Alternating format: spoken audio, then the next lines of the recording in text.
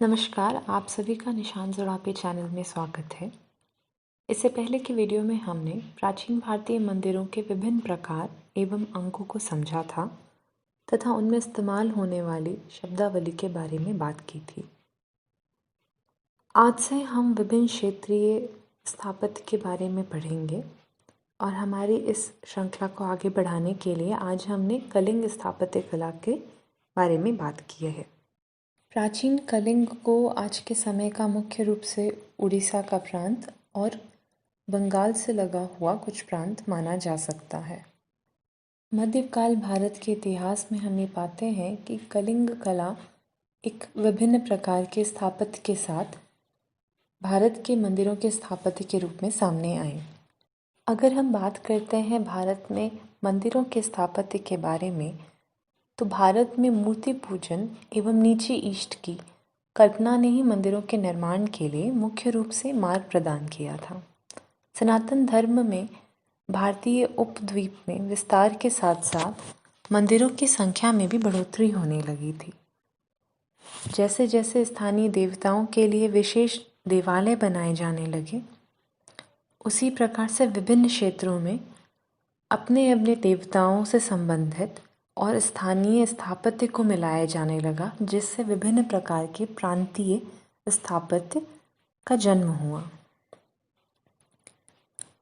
उड़ीसा के मंदिरों में भी इसी प्रकार के स्थापत्य एवं कला को देखा जा सकता है। उड़ीसा के मंदिरों में स्थापत्य का चरमोत्कर्ष हमें 13वीं शताब्दी में देखते हैं। अपने विशेष स्थापत्य के आधार पर इसे कलिंग शैली के नाम से संबोधित किया जाता है। अपने विकास क्रम में कलिंग शैली में अनेक विचारों को जोड़ा गया। कलिंग शैली मुख्य रूप से भुवन प्रदीपा शिल्पशास्त्र के आधार पर बनाई गई है। अगर कलिंग शैली की मुख्य विशेषताओं के बारे में बात की जाए, तो मूल रूप में कलिंग मंदिरों में गर्भगृह एवं मंडप होता है। मंदिर या विमान, जिसे देवला भी कहा जाता है कलिंग शैली में, वो रेखा प्रकार का होता है, जिसकी अधिरचना वक्रीय प्रकार की होती है। मंडप, जिसे कलिंग शैली में जगमोहन कहा जाता है, वह पीढ़ा देवल आकार का होता है, यानी पिरामिडिकल शेप का होता है। यह श्रद्धालुओं के विश्राम एवं ध्यान के उद्देश्य से बनाया गया था। आरंभिक मंदिरों में जगमोहन को सपाट छत से ढका जाता था, पर समय के साथ इसमें अलंकृत रूप देने के लिए इस पीढ़ा या पिरामिडिकल का आधार दिया गया, जिसे आगे चल के इसे पीढ़ा देवल का नाम दिया गया, यानी जिस मंदिर की छत पीढ़ा के आकार की है। हर एक पीढ़े के स्तर को पोतला के नाम से संबोधित किया जाता है और उनको जोड़ने वाले अधोलंब यानी वर्टिकल जो आकार है, उसको कांति के नाम से कहा जाता है। जैसे जैसे पीढ़ा ऊपर बढ़ते जाता है, उनकी चौड़ाई एवं लंबाई कम होती जाती है। बाहरी रूप में देखने से ये समझ आता है कि ऊंचाई में जगमोहन बड़े देवल यानी गर्भगृह के अधिनिष्ठ है। आगे चलकर समय में आवश्यकता की पूर्ति के लिए 2 और मंडपों को कलिंग स्थापत्य में जोड़ा गया था। हालांकि ये दोनों प्रारंभिक रूप में मुख्य संरचना से विभिन्न बनाए गए थे, 2 अलग अलग स्ट्रक्चर के रूप में। पहला है नाट मंदिर, जो कि इष्ट देवता के लिए भजन, नृत्य एवं प्रार्थना के उद्देश्य से बनाया गया था। और दूसरा है भोग मंडप, जैसे कि उसके नाम से संबोधित होता है, मंदिरों में भोग या भोजन बनाने या रखने के लिए प्रयोग किया जाता था। प्रायः सभी मंदिरों में सीमा बनाई गई थी, यानी प्राकृता वॉल्स थी या प्राकृता दीवारें बनाई गई थी, पर इनमें द्रविड़ कला के समान गोपुरम को नहीं बनाया गया था। कलिंग मंदिरों की योजना एवं उत्थान के बारे में बात की जाए तो भू योजना यानी ग्राउंड प्लान नियमानुसार चतुर्भुज होता है, पर बाहरी रूप में प्रक्षेप यानी प्रोजेक्शन के कारण यह क्रूसीफॉर्म या क्रॉस के आकार का दिखता है। अधोलंब प्रक्षेपों के कारण मंदिरों को विभिन्न अंगों में बांटा गया है, जिन्हें रथका या पघा कहा जाता है। इनकी संख्या के आधार पर मंदिरों को त्रिरथ, पंचरथा, सप्तरथ या नवरथा कहा जाता है। विमान एवं जगमोहन को चारों भाग में बांटा जाता है: पिष्टा, बाड़ा, गंडी और सिरा, या जिसे मस्तक भी कहा जाता है।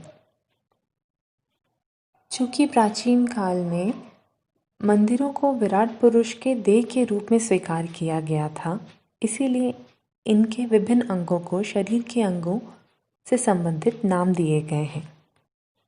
कलिंग स्थापत्य में पिष्टा वैकल्पिक भाग है। अब आगे हम बाकी 3 जो एलिमेंट्स हैं उनको डिटेल में पढ़ेंगे। बाड़ा के मुख्य रूप में 3 अंग हैं: पभागा, जंघा, बरंडा। ये प्रारंभिक कलिंग मंदिरों में पाए जाते हैं। बाद के मंदिरों में 5 भाग मिलते हैं बाड़ा के: पभागा, तलजंघा, बंधना, पाराजंघा एवं बरंडा। जंघा को भी 2 भागों में बांटा जाता है। एक मोल्डिंग के द्वारा डिवाइड किया जाता है, जिसे बांधना कहते हैं। पभागा मंदिर का सबसे निचला भाग होता है, जो कि फिर से खुर, कुंभा, पत, कांति एवं बसंता को मिलकर निर्माण किया जाता है। बरंडा बाड़ा का सबसे ऊपरी भाग होता है, जिससे 7 से लेके 10 तक मोल्डिंग होती है। गंडी, जो कि बाहरी शेष भाग होता है, वह जगमोहन में पिरामिडिकल आकार का होता है और द्योला में वक्रीय यानी कर्विलिनियर आकार का होता है। शिखर भी वक्रीय आकार के बनाए जाते थे।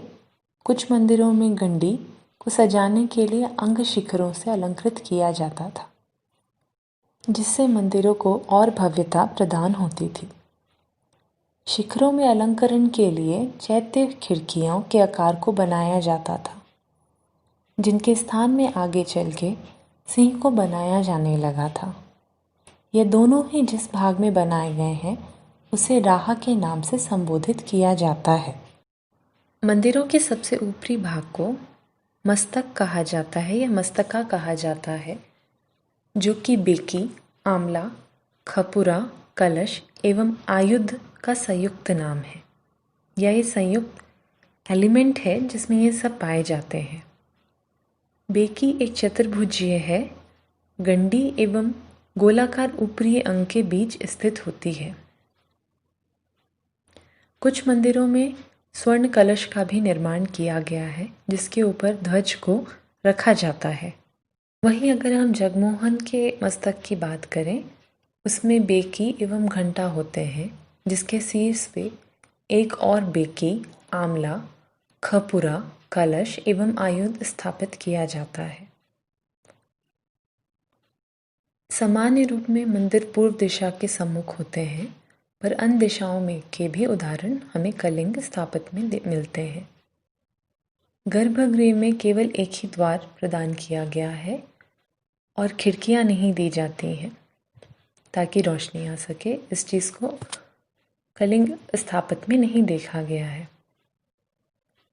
ये एक ऐसी एलिमेंट है जो हमको आमतौर पे काफ़ी सारे विभिन्न क्षेत्रीय स्थापत्य में मिलती है देखने को।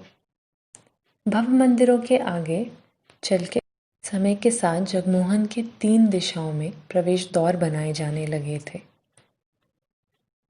इसी के साथ हमारी कलिंग स्थापत्य पे सामान्य जानकारी ख़त्म होती है। अगर आप में से किसी को कोई प्रश्न है तो प्लीज़ कमेंट सेक्शन में लिखिएगा। हम कोशिश करेंगे कि उस टॉपिक पे या उस विषय पे आपको जवाब दे पाएँ। धन्यवाद।